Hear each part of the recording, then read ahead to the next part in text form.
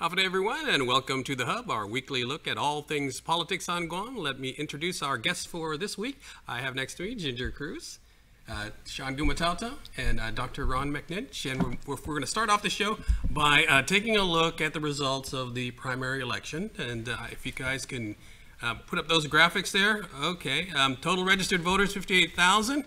Ballots cast, though, only 23,261. And that equals a dismal voter turnout of 40%. We're going to talk about that.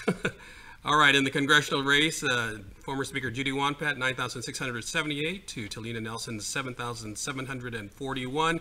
And unopposed was, of course, Senator Jim Moylan with 2,591 votes. In the gubernatorial race, which on the Democratic side, which was the focus all evening, Lou and Josh started out with a lead and never let go of it. 11,960 they finished with to Mike and Bree's 7,212. And Felix and Tony, 2,963. They too, of course, were unopposed. For Attorney General, this was the closest race of the night. Actually, incumbent Levin Camacho was trailing for most of the night, but made a comeback toward the end. So he finished ahead, 11,285 to Doug Moylan's 10,967. And in the senatorial race on the Democratic side, Teresa Lai, the speaker, tops the list. Chris Malfunction, I still have a hard time calling him Daryl. Chris Malfunction Barnett, a very strong second place, followed by Joe San Augustine, Amanda Shelton, Tina Barnes, Roy Kanata, another newcomer, Sabina Perez, Will Parkinson, Sarah Thomas Nedadog, Dr. Kelly Marsh Titano, a former senator, and former police chief Fred Bordallo, followed by Jose Pito Turlahi, Dwayne San Nicolas, Jonathan Savares, and rounding out the top 15 is Angela Santos. On to the Republicans.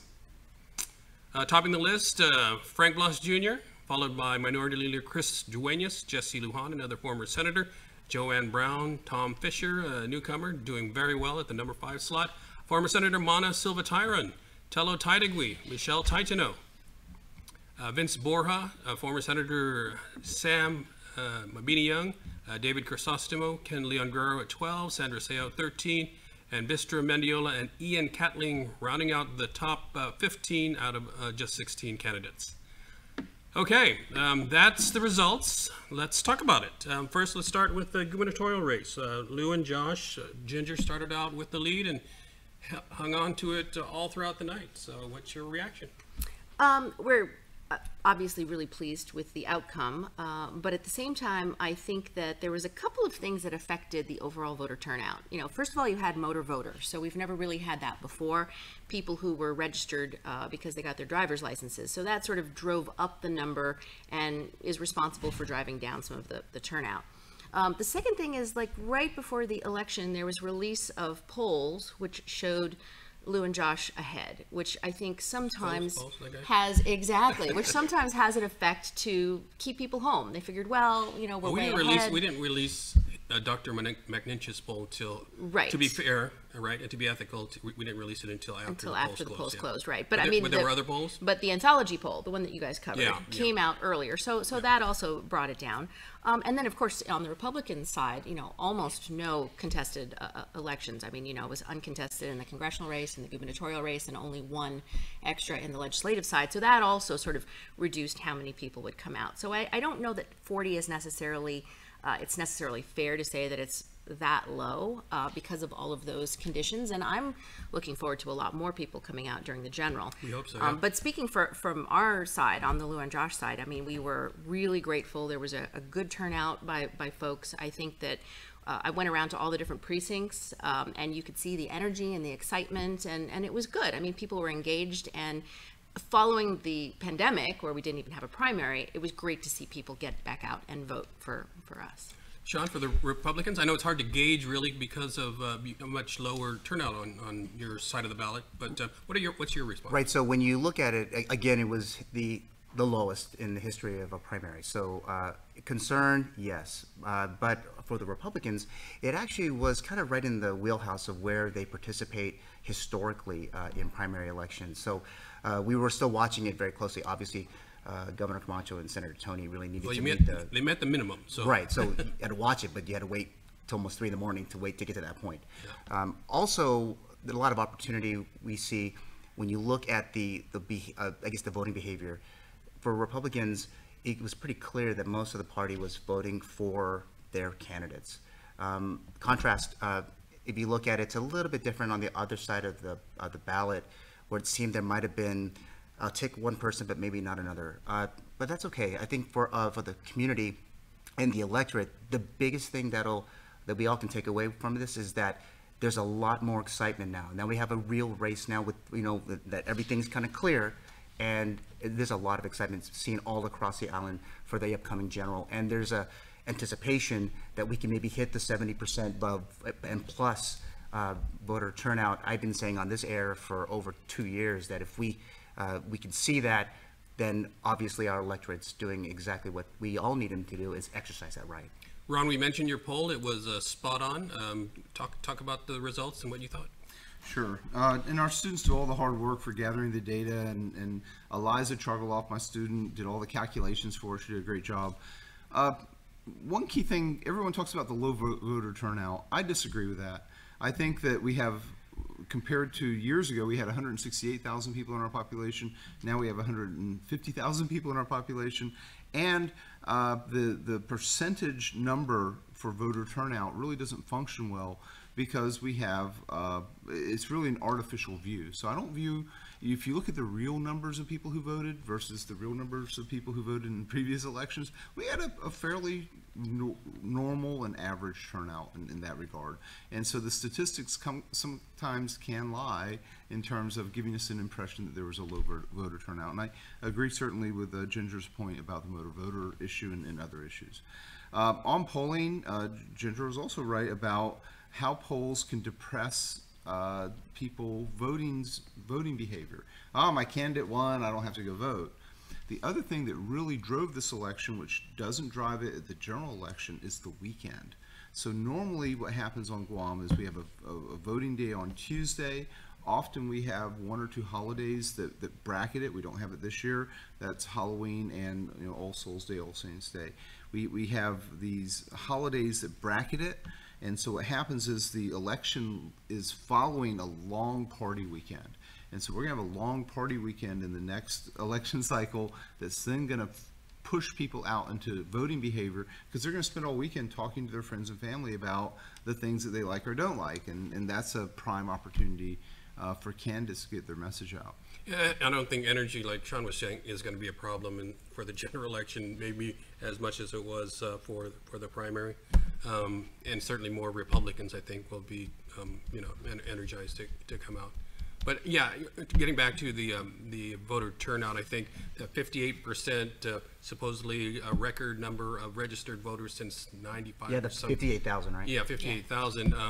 It just kind of threw things off, because we were expecting 58,000. We got 20. I forget what the number. 23,000 actually voted. So, I mean, from that standpoint, it would appear just from the numbers that it was a low turnout, but for those reasons, it may be that kind of skewed it. All right, let me ask you. I was going to come up with this really, quaint phrase: 1,000, pictures worth 1,000 words. But I'm not going to go there because you guys didn't like what I said. Anyways, so the picture I'm talking about is Michael St. Nicholas with Felix and Tony, and that's been circulating on social media. So, does that translate into votes for Felix and Tony? I think it'd be absolutely crazy to think that it did not. I think that when friends and family are having dinner together, talking about the results of an election, that folks who support both aren't going to get a little bit revved up. I think that for all of us, the community is focusing on, yes, partisan for the most part, right? But what do we want to see for Guam at the end of the day? And so the image is perhaps speaking to that. Do you know if there is an agreement already? Is for Mike to support Felix? I mean, from what we've heard is that he is supposed to come out and make some kind of statement. I think he's made it clear a couple times. So we're all anxiously waiting to hear what he has to say about not only the current or the wrap up of the primary, but what does he want to do moving forward. So I think the whole community is waiting to see what he's going to do next. Okay, Ginger, what is the reaction from the Democratic side? Well, I think it's important to understand that there's Mike Nicholas and then there's the supporters. And, you know, when you look at the island in general, we know that there's a 60-40 split Democrat-Republican. In general, it's like 42-58. So there's generally a lot more Democrats. So one, I think it's difficult to say that Mike Nicholas has supporters that are just simply going to follow what he wants to do. I mean, he has, you know, every right to make his decision on what he wants to do. But I think that right now we're really in a period of healing where the Democrats are coming together, they're looking at their own slate, and it's about the Democratic Party deciding what kind of a future do we want for Guam. And I think as they start to see the general election campaign roll out, I think there's going to be a very clear choice. I think it's going to become apparent. We've got two records to compare. The Lou and Josh record of all the things that they've done, all the challenges that they've been through. And in this case, you've got the Camacho record because he also was in office, and there's things that we can look at and we can compare. And so, I mean, I think the Democrats are going to look at their candidate. I think bringing the Democratic Party back together is really important. And I think at the village level, you're seeing a little bit of and this is just my general view, a little bit less of this hard line, just vote Democrat or just vote Republican. I think nowadays you're seeing a lot more people who are falling into the independent and into that sort of moderate group in the middle.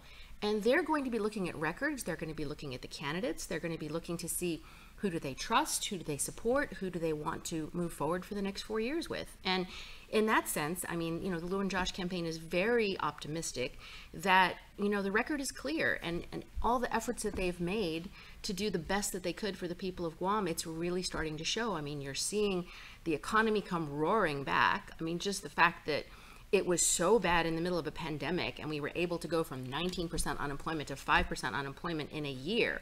I mean, it shows how much work was done and how much care was put in. So it's going to be things like that. It's going to be the issues that are going to come out there. And I think people are going to judge based on the candidates themselves.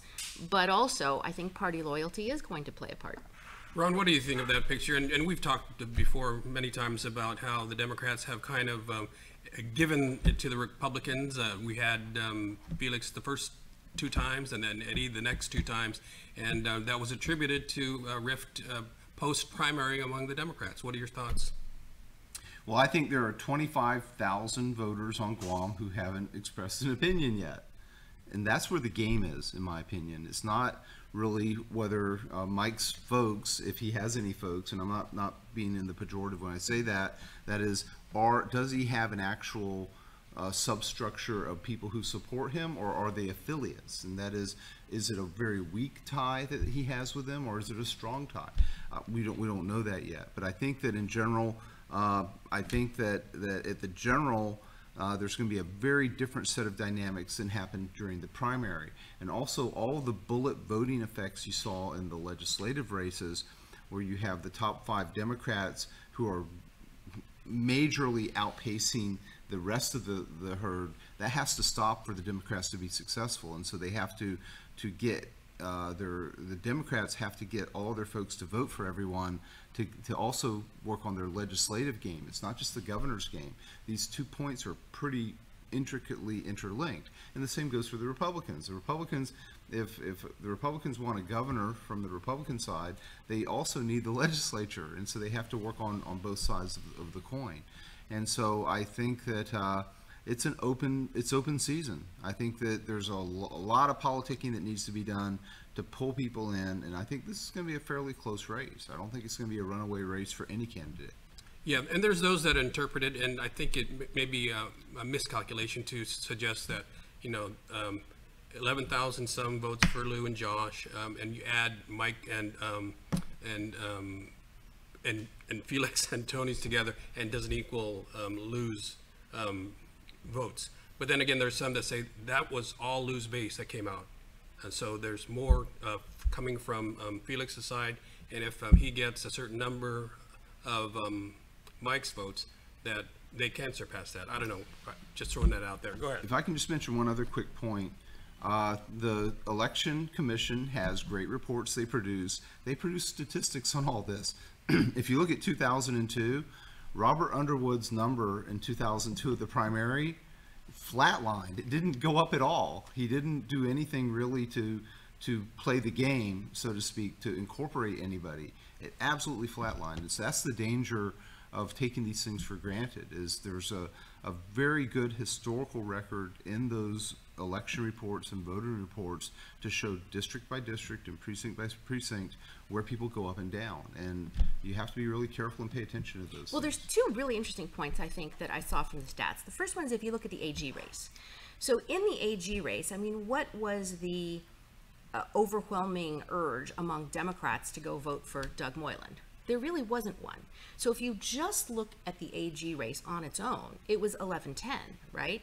So if you use that to kind of give you an indication of how many crossover votes there could have been, how many, and we all talked about this before, I mean, Dr. McNinch pointed this out before, how many crossover votes? The Republicans didn't really have a race on their side of the ticket. They needed enough to be able to get qualified. But then we all know that there were crossover, that not crossover, but Republicans going to the Democrat side and voting on the Democrat side.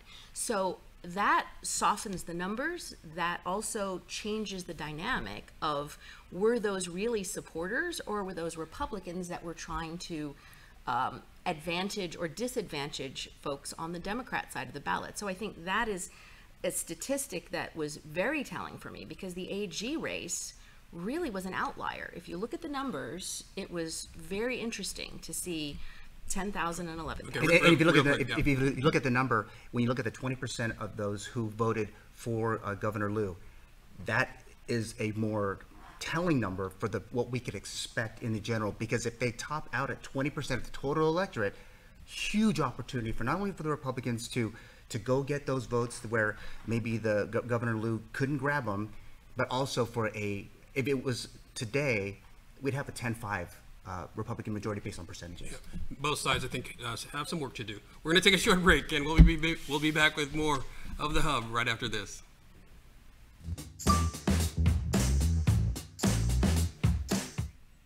All right, welcome back, everyone. Shawn, you had the Lincoln dinner last night. One of the photos that was shared was Sabrina Salas-Matanani was there, our colleague here at KOM before. What should we read into that? She was a guest of Governor Camacho, and obviously it was great to see her. Hadn't seen her the entire cycle, so it was, I think she was well received by many of those who were in attendance. And I think for the most part, her being there was very important for that event, because it was like, wow, she's here. But also Jen Uggan was there too, Frank Uggan's wife, and she was on the campaign trail with First Lady Joanne. So it was kind of a way to kind of get everyone kind of riled up. But it was a great Lincoln dinner.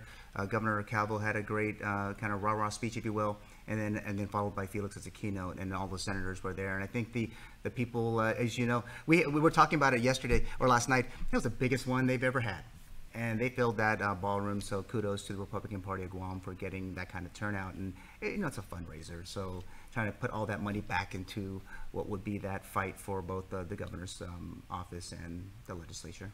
Bree, what do you make of Bree's presence there at the Lincoln dinner? Again, I think it was a really hard-fought primary, so it's sort of understandable that you have this reaction from folks. And, there's a certain amount of healing that needs to go on. There's a certain amount of very emotional responses that have to be respected. And I think that what you will get from Lou and Josh is respect for that. I mean, they understand this is difficult, and races are really tough on everybody that runs. They invest a lot of time and effort. But the important thing is to note that, I mean, up until this point, we've been very warm, open, to everybody, to Mike, to Bree, to their supporters. It's important that it not be an emotional vote when it comes down to it. We believe it really needs to be a vote about the record. We believe it needs to be a vote about trust and about, the performance of the teams. And we think that when we get into the discussion of that getting over these emotional times, getting over the fire and the heartbreak of an election, once we get 1-2 weeks into this, we're pretty confident that we'll be able to hopefully bring everybody together, have good conversations, and see if we can't get back to the issues and talking to the people of Guam about what it is we're going to do and how it is we're going to support them. I'm sure everybody knows, but that was former First Lady Joanne with Bree in that photo. Ron, you got any comments? Oh, I went to the Lincoln dinner last night. I go to every major political event that I hear about or get invited to. I love to They go let to. you in the room? They do. They do. It's always fun, and it's always fun to listen to what people have to say. And people are very blunt. Very nicely done party last night from the Republican side. It was a very, very nice event. Because the governor's the incumbent, I also went to an event yesterday on the human rights. Very nice human rights event at the Hilton, and the governor was there, and I was able to say hi to her for a couple of minutes. Public officials during the election cycle have to get out, and they have to have people see them and interact with them. And I think both candidates are doing that very actively, and they've always done that. Both Governor Camacho and Governor Leon Guerrero have both been very, as much as possible, particularly during COVID conditions, they've interacted with the public, and these are the points. But you can learn a lot of good things by going to these events. If you go to the Jefferson Jackson dinner or go to the Lincoln dinner, people speak their mind and tell you everything. So it's kind of a way of getting inside information a little bit. Yeah. Let's talk about Democratic reconciliation, Ginge. I know that Tony Gumataotao, your chairman, is planning to call a meeting of the Central Executive Committee and talk about pledges to the committee, loyalty. How is he going to maneuver that? As far as we know, that's been put on hold. And speaking on behalf of the Lou and Josh campaign, I can tell you that, we're not about forcing people to do things. That's not the point of an election. The point of an election, especially a primary, is to really sort of test, see where the strength is in the party, and then to come together and heal afterwards. And I think the message has been clear. If you listen to the governor and the lieutenant governor that night of the primary, I mean, we were there until about 4:30 in the morning. And the message that they put out was really not trying to force anybody to sign any kind of a pledge, but really open arms, really saying, come talk to us, find out what we're about if you're not already part of the campaign.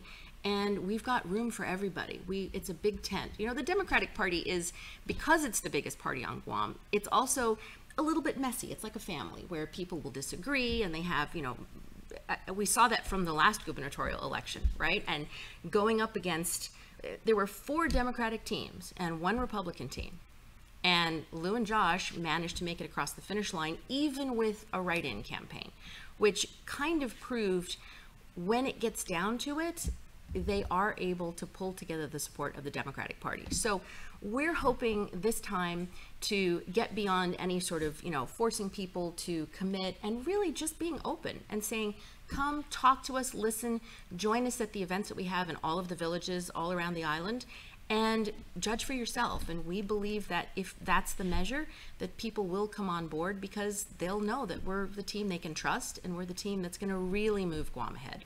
Shawn, Felix has put out a news release appealing to Democrats, calling Democrats, hey, come roost over here.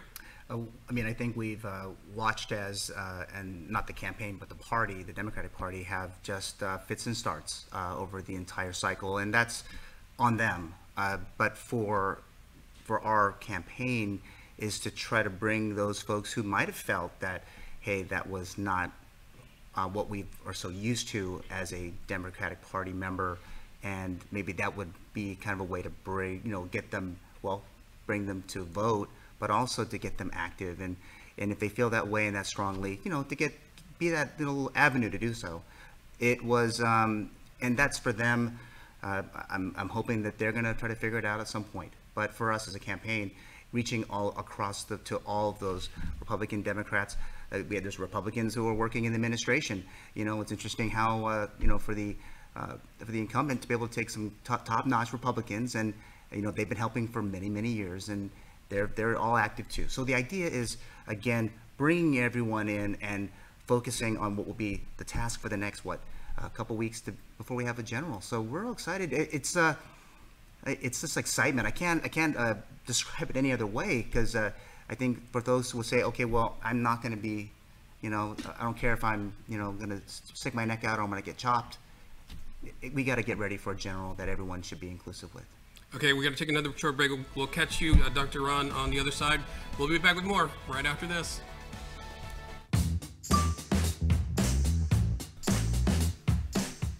All right, we're back. We've been talking about the gubernatorial, but let's go talk about the congressional race.